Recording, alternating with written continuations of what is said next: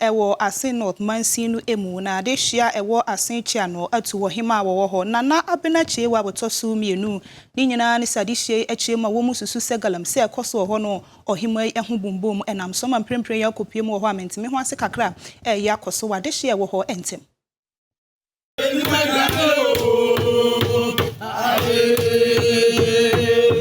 Empenifo wo my Ghana mo na makwani ase nyina so se obetu galamsey ase yetumi aboy asase ye nkwaye ene yensuo eho ban Obaahemaa a wo no ewo Asantewaa no Nana Abenachewa otoso mienu eyi nani ede afiri mpenifo nhyehyeye so na wodi animu ama galamsey yetubi ewo Asantewaa no adehye wo man ni mu ebo anyoso nti won eboku giant wo hugu montene so a wona mamamre ene amane kwan so atu Obaahemaa Nana Abenachewa otoso mienu so kwadu bioma wode bono ne se ohene etiase nanso wa fa chiri esanso esi ohene foforo eba ne nkontanso a Obaahemaa emubi mfa nkyere won kronti hene a owo Asantewaa no Nana pekon akwasi awu agetua ekyerechire nsem ne mu ekyerechire ye Obaahemaa ya yetumi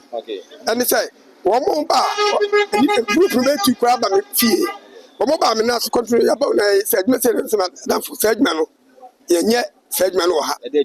galamsey ene ye mpebi krum ha Nana yesrawa we ni namse dabi Nana matia so mafase no mko Obaahemaa ho me nwa se Obaahemaa o makoji skena ya mamutu ama wa makoji o sika wo case bi eba me manim